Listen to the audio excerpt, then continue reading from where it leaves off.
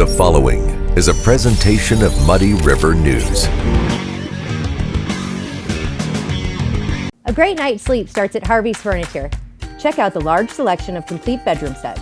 And when it comes to mattresses, we have a full selection from Bemco, Spring Air, and Chatham & Wells.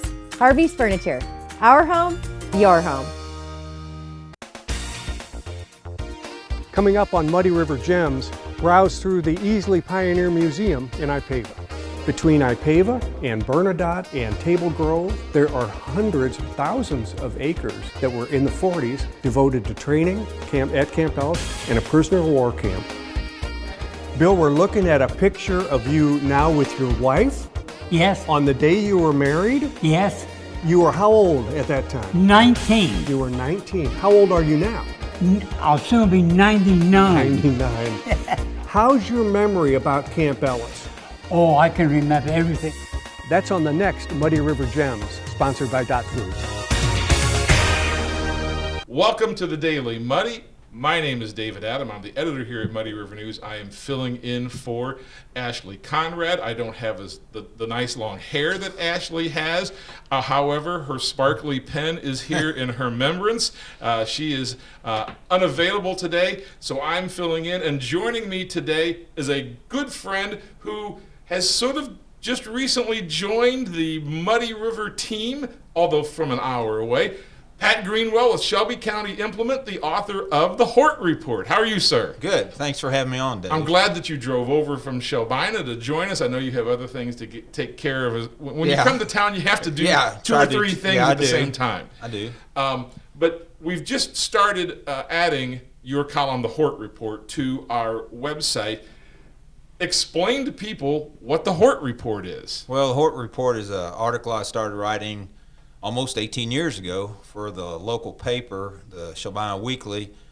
Thad and Mark Requit started this paper, and their mother was working for me at the time, and they knew I did a lot with horticulture because I taught it and different things, and so I had an adult class. So she said, well, why? People were coming in the store asking questions or calling me on the phone. She said, you just need to write an article for the boys. They need some filler. So that's what it turned out to be. It's just something I did every other week. And had you ever written anything like that before? well, when I was in high school, I tried to write for the school paper once in a while, and I did when I was in a fraternity up at Kirksville years ago. I wrote some stuff for the local paper at campus, but not a lot. So you said that when people would come in to visit you at the store, people may not know you also run Shelby County Implement in Shelbina, and basically anything you need for your garden. Yeah. For your lawn, for about anything like small engines, repair work, chainsaws, weed eaters, that type of stuff. We can get about anything we need. I sell parts all over North America, basically, over the internet or through phone calls and things. I do obsolete home light parts, obsolete steel parts. So but you're way more handy than me is basically what you're telling me. Well, I don't know about that. You know how not handy I am. Yeah, I know that, Dave.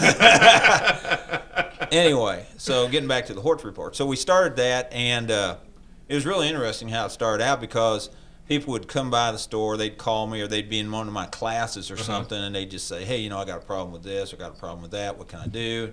I thought that was kind of neat. So I started doing it, offering advice, and good, bad, or indifferent. But I tried real hard, and I do a lot of research. I don't know everything. God forbid, I don't know anything probably about a lot of things.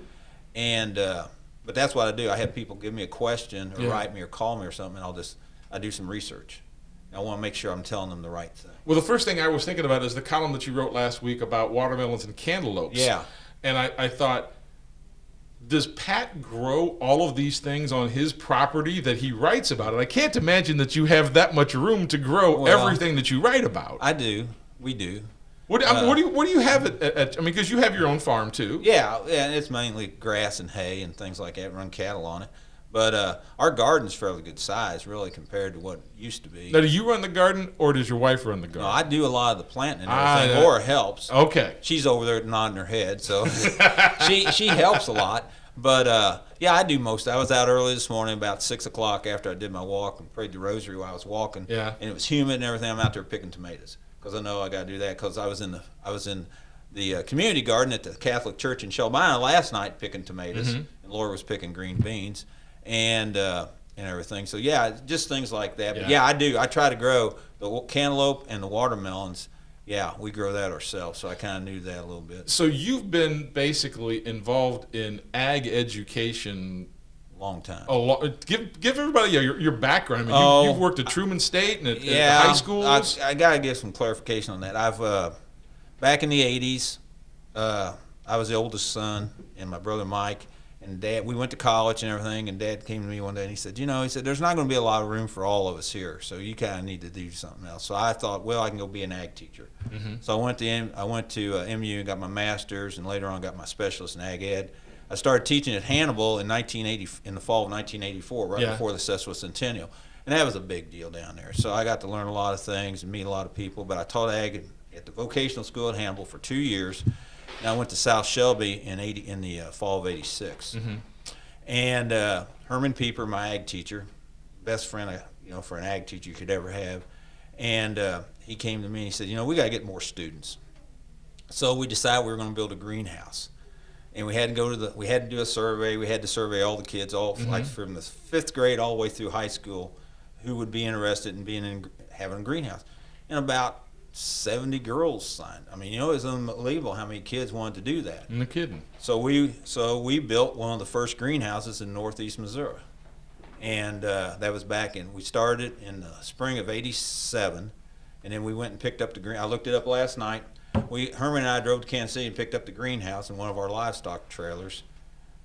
In July of '87, we started construction. We were in it by October of '87. No kidding! Wow. And we were growing poinsettias and things like that. And is it still an operational greenhouse? It's been through one tornado at South Shelby, one tornado, a couple of windstorms. The frame's still the same. We've reskinned that thing twice. Uh-huh. And Caitlin Mefford just told me a couple nights ago at the Fair Board meeting that they got a grant to redo the whole electrical and plumbing system in the thing, because that's the original that's the original brain in the thing. So that's from 1987. And so that's a long time, that thing. But we babied it. I mean, we just, in the last few years, we've been having trouble with the heating system in it and everything. So that's, and then we've had other schools come and look at it, and that's when I got to start teaching adults. Yes, because that's what you've been doing. Oh, yeah, I've been doing that since 87. Yeah. 86. I started in the winter of 86, and then I had but that was an ag mechanics class. But I got to teach in horticulture in 87, and I've been doing that ever since. And with your column, you still kind of are doing that. Yeah, just educate. Really, you're just educating people who want to grow and they want vegetables to know or grow plants. And you're taking. Are most of the questions generated by you? Yeah, a lot of them are generated by people. Oh, really? I mean, there are some basic things like sometime in the spring of the year, I'll talk about getting garden seed. Mm-hmm. I'll go back to where Herman used to have us do cell vitality seed when we were in FFA to raise money for the banquet and everything. But then I'll talk, you get your seed and do this and give them some steps. That's usually in February. Now I'll talk sometime around Christmas. We'll talk about what to do with Christmas trees and things like that, how to get rid of them. Mm-hmm. And then in the fall of the year we'll talk. But I do have some certain things I will bring up. But a lot of it's people generate. I mean, I'll have people stop me on the street or call me on the phone, or they'll see me somewhere and they say, hey, I got a question with like Japanese beetle. I'll have a question about my roses. I had a lady ask me the other day, said, man, my Japanese beetles are just eating up my roses. And I sprayed this, I put 7 on, I did this and did that. And I was at church, and she's... You're always on call now, right, aren't you? Yeah, we're riding up. She's getting off the elevator at the church, and she said, I've got a problem with my roses. I've got Japanese beetles all over them. And I'm thinking, I said, you can put that. Well, I've tried that. I said, you know how Laura and I got rid of ours? I'd go out there every morning right before dawn while they're dormant and take some water in an ice cream container, just walk around scraping them off the leaves because they're dormant and they're kind of dumb at that time of day. Or late in the evening before sunset, they'll do the same thing. We did that on all our grapes and on our green beans and tomatoes and things. Didn't have our land at all. And the fact is that this... I think what makes your column fun is this isn't some extension or some statewide or national group writing about problems, because not everything applies to everybody across the country. the things that are happening in Shelbina are probably happening in Monroe City and Palmyra and Quincy and Mendon and General Pittsfield area, because of the area that we're in. General area. So I guess the first question I have to ask you about all that is, what can you do with all of your vegetation and your lawns and your trees when it's so darn hot outside? Well, I wrote some, and it might have been in one of your articles. I wrote about the conserving water, and how different tricks like that, when to water and how to mulch. I know we've mulched everything this year. And it's a good thing we did because our tomatoes are still going strong. We've had all this hot weather the last few days. You didn't bring any tomatoes, though. I would have. I know. You and Bob you'd ask. Trust me, we were picking tomatoes early this morning. I know what it's like when you have when you're doing really well with tomatoes. You can't give them away fast enough. Yeah, but I wish I'd known you guys needed some. I'd have brought you some. But no, I mean just things like that, Bob. Dave, getting back to the fact that that people will ask me questions, and I try to do that. Now I'm going to be up front with everybody. I am not a master gardener, and I know Illinois' got that, and Missouri's got that. I did not take those classes. I did not do that, and so I just want to be up front with everybody because people say, "Are you a master gardener?" No, I'm not. I've been asked to do that. I've been asked to teach that. The biggest problem I have with some of that is, I get in trouble with the university probably over this, is they don't do a lot of hands-on. And when I teach my adult class, it's hands-on. It's 50% or less in the classroom, and it's 50 or more percent of the time in the greenhouse growing things, getting your hands dirty and everything. So that's the way I teach my adult class. And a little bit more on that. I've had people from Moberly, Paris, Shelbina, Monroe City, Honeywell. I've had probably a 40 to 60 mile radius around Shelbina. A couple of years ago, I had a lady from Springfield, Illinois, driving over to take my class. They just bought a lot in Clarence. They wanted to know something about the area. She started taking the class, and she really enjoys it. They ended up building a house in Clarence. But that's just and that was word of mouth. She found out about it through the local people and everything. But yeah, the class, I do. If anybody's got a question, I try to address that. Now, something that really worked out well was when I was co-teaching at Truman a few years ago in the spring of the year. I was teaching up there, and we were doing this. And so some of the kids in the class were asking questions, and I'd bounce it off each other, and I'd come back and say, well, here's the answer. Right. Things like that. So, and that helps a lot, getting opinions from questions from different age groups and everything. So when you sit down, you write, I believe, bi-weekly, every other week. So hard enough to write once bi-weekly, let alone every. When you sit down, how do you I know you get lots of different questions, but you can't answer them all exactly when they ask them. So how do you determine each week what you want to write about? Well, you want to, it's kind of funny because, like I said, I go out every morning. I try to walk and pray the rosary. I'm walking, and sometimes I'll be sitting there thinking. I'll think, well, I need to be talking about this. And then somebody will ask a question. A lot of it depends on how serious the person was who asked the question and the time of year.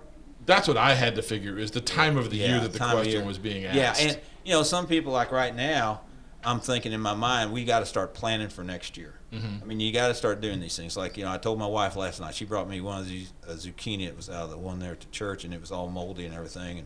And she said, I said, well, let's throw it away. Well, what are you going to do? I just threw it out in the grass. She said, well, you can't do that. And I said, well, Laura, I don't want it in the garden because that's just going to keep disease around and everything. So I want it to get somewhere besides in the garden. But you got to be planning this because, people's crops are ending. Their growing season is ending on some of these things. They need to be looking at what you're going to do with them and start thinking about composting for next year, thinking about if you're going to put on lime for next year, if you're going to do this, where you're going to plant things. I'm a big person on planning. And I'll write planning, not planting, right? Yeah, planning. Had a professor at MU, Dr. Claycomb, used to say, if you fail to plan, you plan to fail. Sure. And a lot of ag teachers go by that. And what I'll do is I'll say, take a simple piece of paper out. And like I can show that on your thing because, just take a piece of paper like this out. And you draw a map, like where your garden's going to look like next year. Put in there what you grew there this year because you don't want to plant things in the same spot because of the disease and everything. Now, sometimes you can get away with that. Like tomatoes, you might get away with that for a year. Green beans, a year maybe. But don't go over 2 years with any of that stuff because it'll just create problems with the disease and other things. So just these are the pearls that you're going to get if you read Pat's column because this is exactly what you write about. Yeah.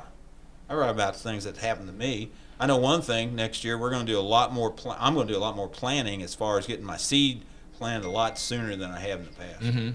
I mean, I want, we're raising some muskmelons or cantaloupes, whatever you want to call them, that are huge this year because I went and got some from Randy Perigo down at Layton, owns the old store down there next to our house down there. And I got some off of him, and I was trying to grow mine from seed, and I should have been doing it the way he did it. He plants them in February, and they were huge plants, so we just went ahead and planted them. And that's what I'm going to do next year. And I always try to learn. I've learned things from a lot of people who just in passing or just noticing. Even I mean, I would guess that would have to be part of your own continuing education because you've been doing this since you were a kid. Yeah, since I was a kid. Yeah, I remember as a kid growing up, my grandma, I wrote about it a few weeks ago about picking green beans, Jessie May. She'd have us go out there, and it's really funny because I grew up, we had this big horse barn, so we'd all be cleaning out the horse barns every morning. Like at 7 o'clock, my granddad and dad have us all down there with the hired help cleaning the barns. And we get done cleaning the barns, and Pete would say, hey, I need a couple, Pat, you and Estel and somebody else go up there. Jessie May wants to pick green beans today. So we'd wander up to the garden, and she'd have us in there picking green beans. Me, I was a kid like 6, 7 years old. Man, I was just picking everything. It didn't matter if they were big, little, small, whatever. I was picking everything. Estel, been with us forever. He'd get down on his hands and knees and just kind of sit there and pick a few here and pick a few down. I think, well, them green beans he's leaving. Well, I didn't know you weren't supposed to leave some that weren't big enough. Jessie May. Well, just like you said last week in your column about picking when's the right time to pick a watermelon. Oh, yeah. Same thing. I mean, you were a little kid and your grandpa was like, I'll pick the watermelon. Yeah. You just stay over here. Yeah. You haul them out of the patch, So what do you grow at your own? And if I were to show up at the Greenwell ranch, right. what am I going to see growing? Well, there's not going to be a lot this year because Laura and I, since the girls aren't there any longer, we have cut back a lot. I would grow like lettuce and radishes and onions and beans and corn, all this stuff. All that stuff. We've cut back a lot. Right now, all we're growing now is green beans, tomatoes, and muskmelon. That's it. Got some grapes, got some rhubarb, got blackberries, the perennial type things. But no, I've cut it back to where, and I'm not doing anything where I got to bend over a whole lot because you get older, your back wears out and everything. But I'm growing green beans in tubs. I've got pole beans. I'm growing in tomato cages along where the grape harbor is, so they're all growing in there. And I've got tomatoes. And what I do with my tomatoes, I've got 24 right at 24 tomato plants in like 12 baskets basically. So I'm planting them in groups of 2s or 3s, and I'll get a picture of it next year for your thing. But anyway, we plant them in these groups, and then I can fertilize and water everything in that one middle spot. And they're all feeding off each other, and you mulch them down. Like I said, I haven't watered my tomatoes for almost, watered them this morning, first time in probably 10 days. Really? Yeah. I mean, that mulch, and they're still producing, and, just things like that. The green beans, I water them, and there's a lot of little tricks and things. Like next year when I'm writing for your column, the paper, I'll talk more about the fertilizing and things like that, how I use liquid fertilizer. And I'm big on that, and I know some people don't like it, but I do because you can limit how much you're giving them and how much they're getting. I know this year we fertilized all the tomatoes with this blooming root, and it's a 54% phosphate, which is good for the female parts of the plants, like the roots and the bloom and the buds and the fruit. People say, oh, you want a lot of nitrogen. You do want nitrogen, but it's got like 8% nitrogen but it's 54% phosphate because that's the female part of the plant. We'll produce tomatoes till first killing frost. Last year I had tomatoes, and I even covered them. We had tomatoes all the way up to 1st November last year. Wow. All right, one last question for you. I've got a daughter. Right? The fact is, you've been doing this your whole life, but there's a generation of people who don't. I have to imagine that not as many people have gardens these days. Yeah. That's just is not as popular of a thing to do, I guess, for the younger generation. But how would you suggest for someone? My daughter, she's got an apartment. Okay. So how would you get someone like this? I don't have property yet. I don't have a place to put a farm. Yeah. How would you say, hey, I want to grow some tomatoes at my house? How would you start? Well, the easiest thing is called container gardening. I can probably write about that sometime. There you go. There's a suggestion for you. Well, I've written about it before. Container gardening is really big in certain areas. Okay. And I don't know if she's got a patio or a little thing like, if she has like even if she had 4 or 5 feet windowsills or patio or something, you can put several buckets. You can get tubs. You can grow a lot in a container garden anymore. And a tomato plant, if you fertilize it right and take care of it, they'll produce a lot of tomatoes for you. And I, like I said, I like to double up on things, so I would put 2 tomatoes in a bucket instead of 1, especially if you're going to fertilize them. Sure. And get the root system really built. But that'd be the first. Tomatoes are pretty easy. Anybody can grow tomatoes. Anybody can grow green beans, onions, those type of things. So first timers out. Now what I tell you is, don't grow anything you're not going to want, or your neighbor's not going to want, or your family's not going to want. There's no need to go out there and plant it, do a bunch of stuff, and then not do anything with it. Right. That's just waste. Pat, it is always a pleasure to see you for multiple reasons, but at least in this particular case, I just think people need to know this is a guy who knows a lot about horticulture, gardening, taking care of your lawn.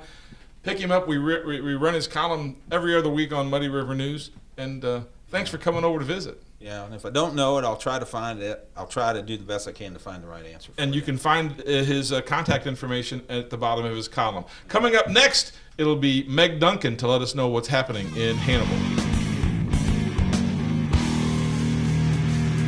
Instant Replay is your local sports bar. With 18 big screen TVs, we have all the sports packages from college games to pro games. We offer daily drink specials, and come check out the Bullpen, our newly renovated beer garden. Instant Replay, 2739 Chestnut in Quincy. Are you looking for the perfect venue for your next special event? Check out Utopia Event Center. Utopia has a large banquet room and an awesome bar area, perfect for anything from birthday parties to formal corporate meetings. It also offers a photo booth, stage for a DJ or a live band, and a fully stocked bar, all for only $300. Check us out at utopiaeventcenter.com or call Barn at 217-430-6559 for more information. Utopia Event Center, 900 North 12th Street in Quincy. The Liquor Booth is your home for a huge selection of beer, wine, and spirits. The Liquor Booth has 2 locations in Quincy, 3520 Broadway and 1500 North 12th Street. The Liquor Booth, where it's always happy hour. Tower Pizza and Mexican offers a full menu of pizza, wings, and Mexican favorites. Try the shrimp tacos, fajitas, or a Jeff's special pizza. Extra sauce, pepperoni, sausage, ham, and mushrooms, all on their homemade crust. Tower Pizza and Mexican, 2701 Broadway, Quincy. Welcome back to the Daily Muddy. I'm David Adam. I was here before, but we have a new guest now, and it's Meg Duncan here for her weekly Wednesday wrap-up. That's right. I told the viewers when we got started that I don't have the flowing locks that Ashley does. We do have her pen here. It's true. You also don't wave with me. No, I'm not. You're not a waver. I'm not. Ashley always waves hello to everyone. Ashley's so much more effervescent. That's the word that comes to my mind. She also pays me a ton of compliments at first, and I don't feel like that's coming from. You know what? I think you do great work, but I just expect you to do great work. You It's do. something I've known for you for a long time. A little known fact: we met. Actually, Meg's only been working for us really since the beginning of the year. Yep. But Meg. I was the faculty adjunct at That's right. Quincy University Yep. with the student newspaper, and you come in there with a bunch of students, a bunch of freshmen. That's right. People, all these students that they think they're going to change the world, and all of a sudden, here's Meg over here in the corner, and it was just you were older. Yeah, and 35. and you were very shy at the time. Yes. And you were like, I'd like to try this, and I just remember getting your first piece, and I was like, oh, wow, that's actually really good. Well, thanks. And so that's that, and we've known each other really Ever since since. then. Ever since. Well, actually, you started me working on magazine work there That's at true. first. Yeah, Yeah. yep. Yeah, and then you contacted me about this job. Yeah, So, yep. I remember people who can write. There are not a lot of people who do this well, to be quite honest. So Well, thank you. let's get to the news. Okay. In Hannibal. And one of the things that's going on over there that I gather that most people from Hannibal are happy about is the Absolutely. sale of Sawyer's Creek. For people Yes. who are from Quincy or from over in West Central Illinois who may not know what Sawyer's Creek is, tell everybody what it's about. Yeah, so Sawyer's Creek is a fun park, is what they call it. It's right on the river, and it's been shut down for a little while, which we'll get into, but it had a 18-hole, just really cool golf course, mini golf mini course. golf course, yes. And it had bumper boats, a Christmas shop, and a restaurant, which was, when it started, was Riverview Cafe that everyone loved. Shootout zone, just all kinds of stuff right on the river. And it's also actually, which I don't know if everyone knows, even people who went there, it was originally, like back in the 1870s, it was the home to Judge Cameron of Hannibal. And so they had a dairy farm, and his house is still there. Okay. And new owners plan to preserve that, which we'll talk about too. And then the Christmas shop, which I didn't ever think about this, honestly. The Christmas shop is the barn. It's the dairy barn, which is really cool. And then there's a building right next to it that was, they're not sure, but like an ice house type building. So how long had Sawyer's Creek been closed? So it had been closed for... And is it open yet? Or No. Okay. No, it's been closed down for a while, and it's quite overgrown right now. Yeah. And understandably, the owners at the time when it shut down were John and Judy Kinnison. Okay. They were owners of Kinnison Advertising. Also, I grew up with them. Their daughter Jeannie was a good friend of mine. I know a Kinnison as well over here in Quincy. Yes, so. you do. Yes, that's right. Okay. We talked about that. That's right. So just really great folks that I grew up with. And they bought it and did some great stuff with it. I mean, they really took it and ran with it, and people loved it. And so, however, a couple of years ago, Judy died. COVID happened, and then John died in April. So I know that's been, it's all been part of the process. And Jeannie was great at managing it. She did so much with it. But I think that, just those kind of all of those elements, I think, put together, trying to reboot from 2020, things like that. I think they did open a little bit after that, but not much. So who owns it now? So the new buyers are Quincy natives, and they're Todd and Austin Curry, and they actually own the Mark Twain Cave. So they're just extending their ownership across the highway, which is right across, Mark Twain Cave is right across from Sawyer's Creek. So, it was kind of perfect. When I found out that they were the new owners, I was like, that absolutely makes perfect sense. Sure. Well, you were telling me before we started today that Mark Twain Cave is for the tourist crowd. Yeah. So Sawyer's Creek is kind of more for the Hannibal crowd. Absolutely. Yeah, that's what's funny about it. I talked to Todd and Austin last Friday, and we went over to Sawyer's Creek and talked about their plans and their purchase and everything. And I asked them, is this a lot like buying the cave, walking into this? They said, not really. The cave is, and it's not intended necessarily to be that way. Of course, the cave's open to anyone, and I believe there might be a discount for locals, but I'm not sure, so we'd have to check on that. However, it tends to be that the cave attracts the tourist more than it does the locals. I know myself, having grown up in Hannibal, and my kids now, a lot of people remember the cave last time as, oh yeah, I remember my field trip in 7th grade. Yeah. 7th graders go, and that's just, that's how you remember it. So, and they also have a new, actually, tour, a Hannibal tour that they do. And of course, that's more for tourists, because if you've lived in Hannibal your whole life, you might not want to go on a tour. However, they do have some interesting, history on that tour that I think locals would be interested in, just more Hannibal facts that I didn't know about. So there is a great reason to go, but just doesn't always attract. Yeah. So when is the Sawyer's Creek, do they have an estimated time when they think they're going to be able to reopen? Yeah, so their thoughts are that they will get, for sure, the golf course done. They're going to continue the golf course. They're going to continue the bumper boats.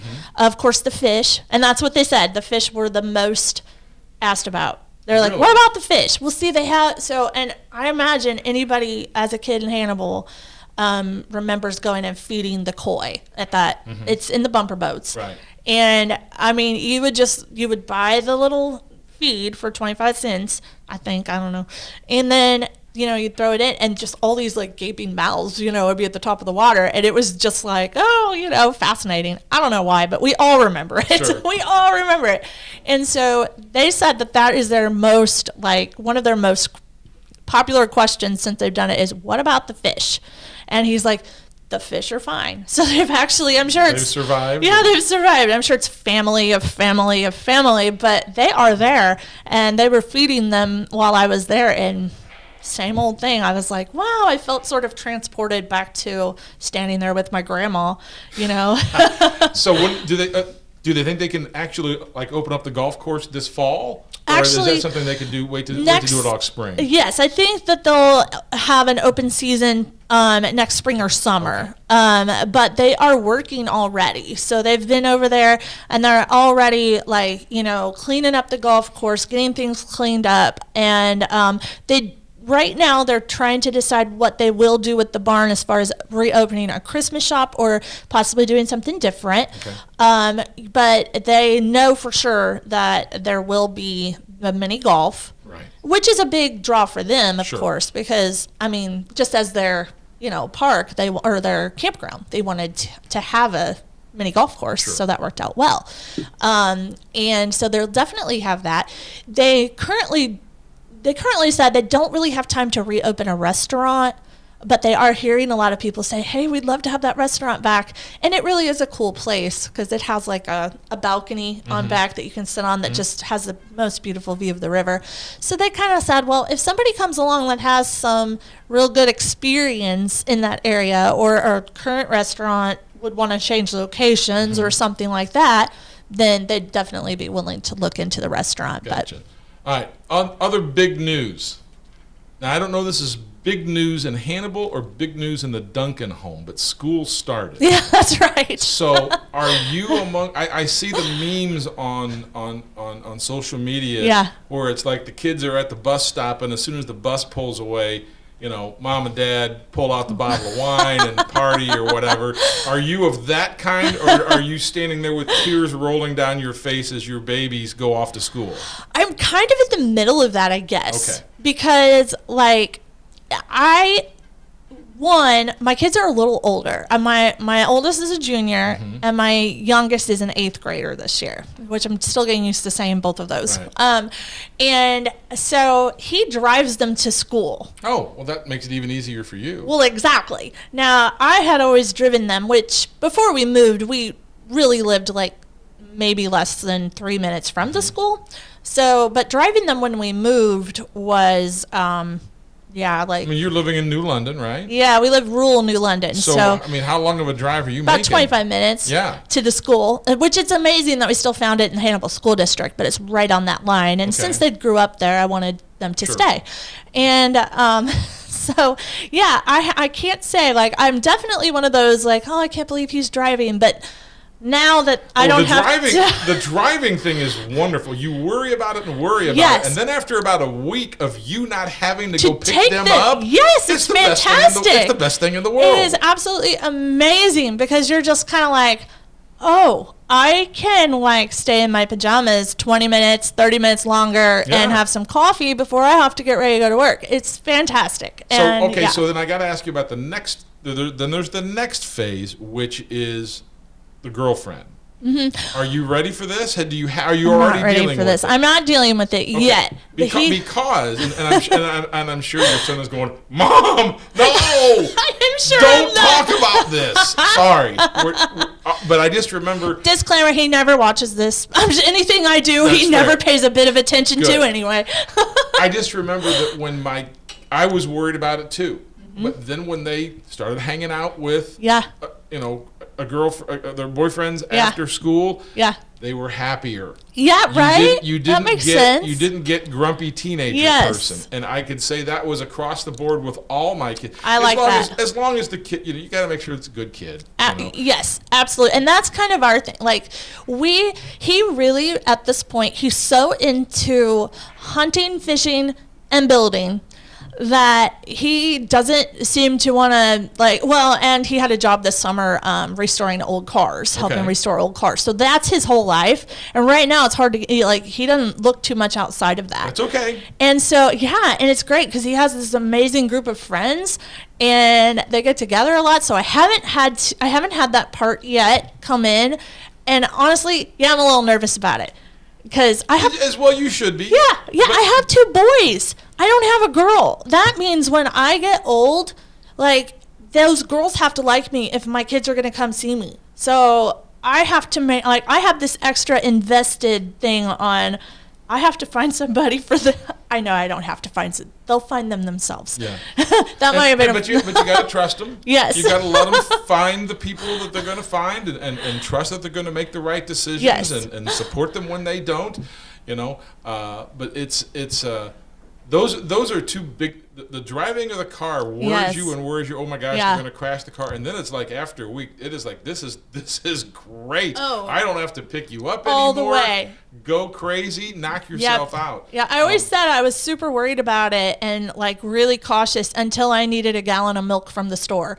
And then I'm like, I think you're fine. How about you go get it? Knock yourself out. Yep. Is there anything going on in the school district that is, I just don't want to say just another humdrum start to the school year, but sometimes there aren't big changes that are being made. Is there anything that's really coming up that you go, people need to know about this in the Hannibal schools? There is something different. I mean, one, they do have this new, they've completely switched their system. They used to do a system like called Tyler Sys as far as attendance and actually logging in. Okay. And now they do something called Infinite Campus. And that's actually been completely different. So all the parents now have an app where you can get on and pay your lunches and all that Check kind your of stuff. kids' grades. Mm-hmm. That's actually been a huge change.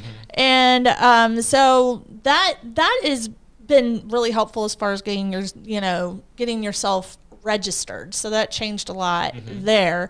Past that, I think this year there'll be some, things with the school board that we'll be looking into. There's new people there. There's always something going on with school. Yes. So I know they're looking into different policy changes and stuff that we'll absolutely, be covering and things like that. But for now, I'm kind of excited. I think, me personally, I'm excited. My son's going to do building trades, and so I'm excited for him to go and start doing these house builds. Well, it sounds like he's kind of sort of starting to find this might be something I'd like to do as I become a full-blown adult. Yes. Well, we renovated the house that we're in, the country house we're in, for a year. And my husband's kind of the guy who is like, okay, here's how you do this. I'll be over here.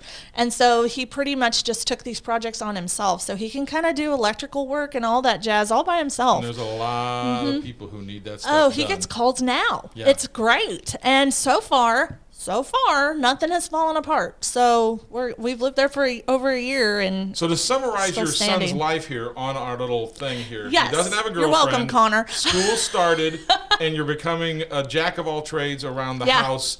And you've got a car. What kind of cars he got? He's got this old beater truck. He loves it. Oh, that sounds like the perfect truck for a high school junior. If you wrecked it, it would probably cost you more to tow it than it would be for you just to leave it on the side of the road. 100%. Yes. I know exactly what you're Exactly. saying. Only cost him $1 million a week in gas, but Of course. Megan, thanks for coming over and keeping us informed. Always great to talk to you. Hopefully, Ashley will be back. Here's your pen, kiddo. And thank you for joining us for this today's version of the Daily Muddy. That's right. I'm And still doing the wave. She'll still wave. I won't. But anyway, thanks for joining us. Have a nice day. Bye.